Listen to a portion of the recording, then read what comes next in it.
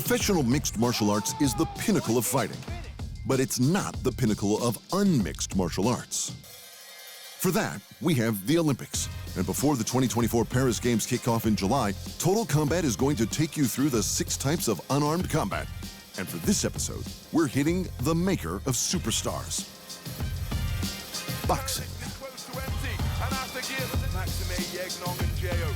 From Muhammad Ali to Oscar De La Hoya to Claressa Shields to Vladimir Klitschko to Lennox Lewis to Katie Taylor, Joe Frazier, Vasyl Lomachenko, George Foreman, Anthony Joshua, and Alexander Usyk.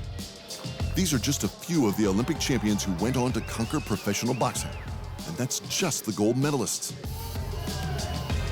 Throw in silver and bronze medalists, and you're adding names like Gennady Golovkin, Evander Holyfield, Deontay Wilder, Amir Khan, and Floyd Mayweather Jr.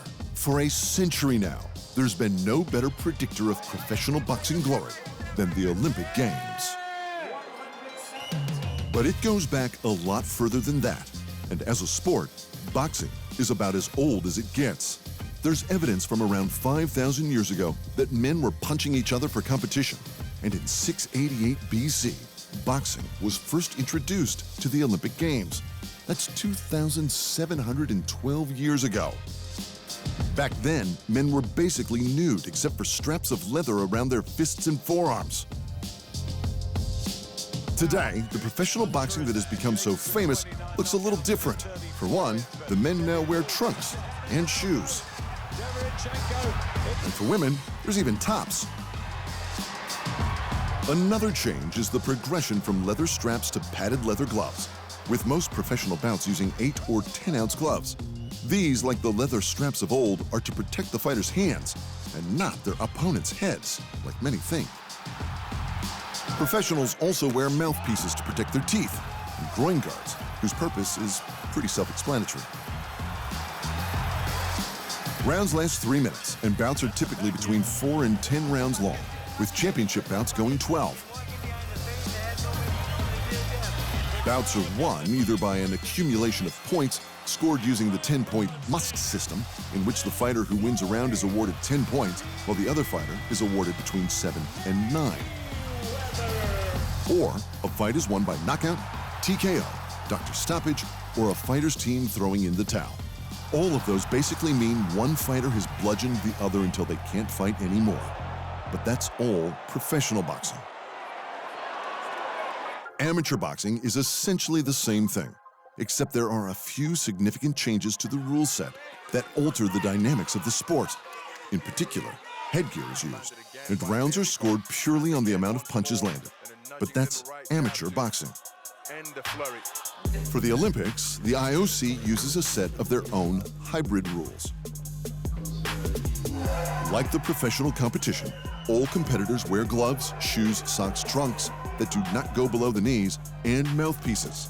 The men also wear groin guards. Unlike the pros, though, all competitors also wear singlets or vests. The women wear exactly the same gear, except they have the option of groin and breast guards, and the headgear is mandatory. For both men and women, fights consist of 3 3-minute rounds.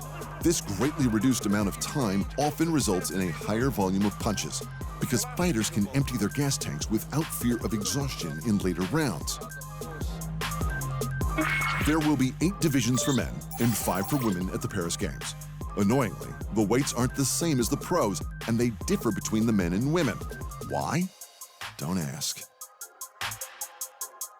Historically speaking, the United States has dominated Olympic boxing, and over the years, they have accumulated 50 gold medals, 27 silver, and 40 bronze, for 117 in total. Hot on their heels, though, is Cuba, whose phenomenally gifted champions like Guillermo Rigondeaux and the great Teofilo Stevenson has seen the tiny island nation collect 41 gold medals, 19 silver, and 18 bronze, for 78 in total. That's despite only having 11 million people, compared to the United States' 300 million. As a whole, though, 81 countries have won medals at the Games, and incredibly, 44 have won gold. That proves that Olympic boxing is a truly global competition, but a little less so for Paris 2024. In 2022, the body that oversaw amateur boxing, the International Boxing Association, was barred by the IOC due to continuing irregularity issues in the areas of finance, governance, ethics, refereeing, and judging. As a result of that, and the invasion of Ukraine, Russia, who has an excellent Olympic boxing resume, will not be competing. That leaves space for the rest of the world to enjoy the in-ring wars, which, if you ask the Ukrainian Olympic gold medalists Vladimir Klitschko, Vasyl Lomachenko, and Alexander Usyk, is where the wars should be. Thanks for watching. And remember, if you want more fight sports in your life, just hit the subscribe button.